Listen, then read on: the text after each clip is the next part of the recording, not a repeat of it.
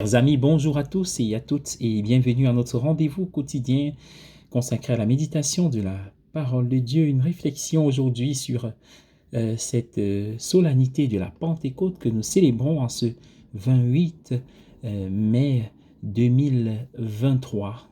Pentecôte 2023. C'est une joie immense sur la terre. Nous célébrons l'effusion de l'Esprit déjà depuis la vigile pour ceux qui ont eu l'occasion d'y prendre part, mais l'Esprit nous parle beaucoup. Nous sommes dans le temps de l'Esprit, mais nous voulons en parler autour de la thématique de la paix. Avant cela, essayons de revisiter l'essence, l'essentiel du message évangélique aujourd'hui qui présente Jésus qui envoie ses apôtres.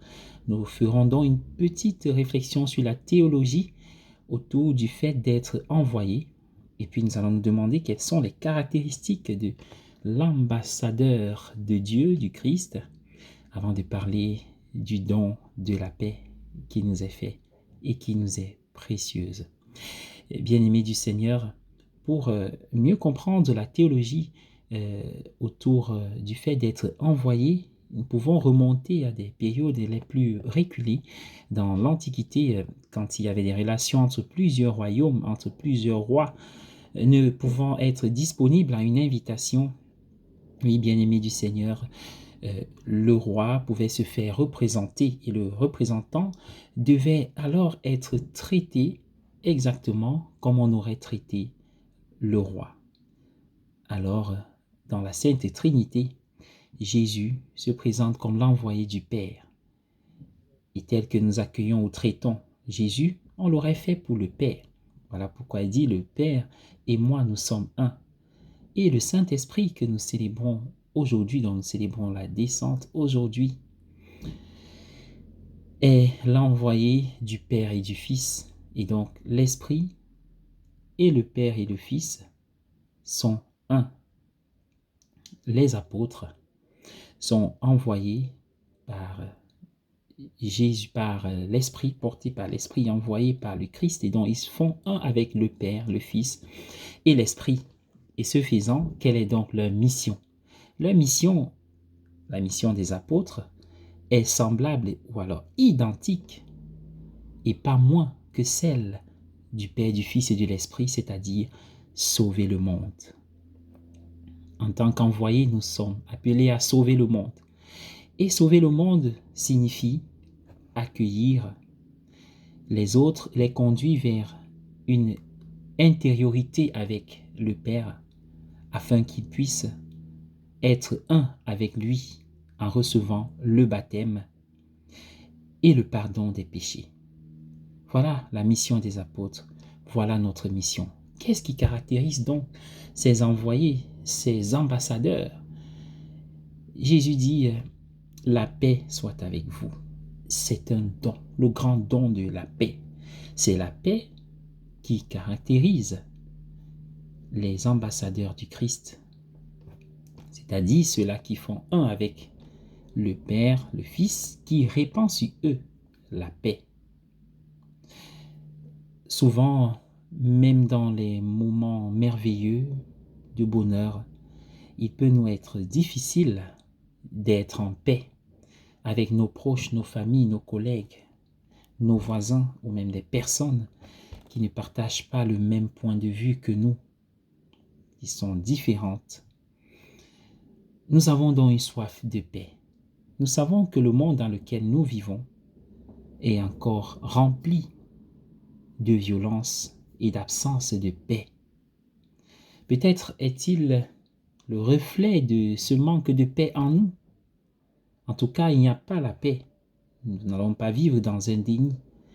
Il suffit d'ouvrir les journaux ou de regarder la télé.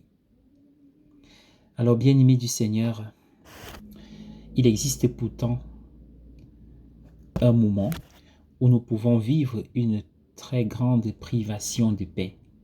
C'est quand nous regardons dans le miroir et que nous réalisons que nous refusons d'aimer ce que nous voyons.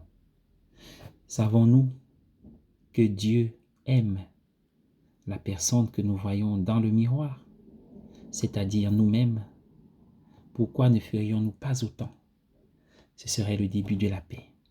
Comment alors accueillir cette paix que le Christ répand sur nous? Comment s'ouvrir à cet amour dans lequel il veut nous plonger? L'aventure de la paix, l'aventure de l'amour commence par la prière. Lorsque la prière devient la priorité par rapport à d'autres activités interminables que nous avons. Lorsque le pardon devient la priorité par rapport à la rancune que nous nourrissons, lorsque l'espérance prend le dessus et devient la priorité face au chagrin que nous endurons, aux épreuves et aux difficultés de l'heure, alors l'Esprit peut enfin transformer notre existence et rendre notre vie meilleure. Nous pouvons vivre cette effusion. Nous sommes heureux de pouvoir vivre à l'époque, au temps de l'Esprit. Car il y a eu le temps du Père, l'Ancien Testament, les prophètes. À ce moment-là, Dieu parlait à travers les prophètes. Il y a eu le Christ, il a vécu en Galilée.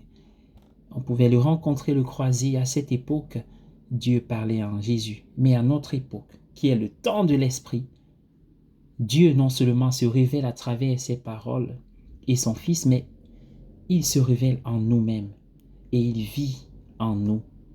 Notre âme peut devenir et constitue l'unité entre le ciel et la terre et peut faire que les chemins se rencontrent. Alors je nous invite aujourd'hui à invoquer encore l'Esprit tous les jours, même à des rendez-vous, à l'occasion des rendez-vous ou des échéances les plus banales et quotidiennes. Sans l'Esprit, nous ne pouvons rien faire. C'est l'Esprit qui nous révèle tout et qui nous défend. Alors, chantons, Esprit de Dieu descend, descend sur nous. Invoquons le Saint-Esprit. Esprit de Dieu descend, descend. Esprit de Dieu descend sur nous. Et cet Esprit qui descend sur nous vient à travers les dons. La sagesse, esprit de sagesse. L'intelligence, esprit d'intelligence. La science, esprit de science. La force, esprit de force.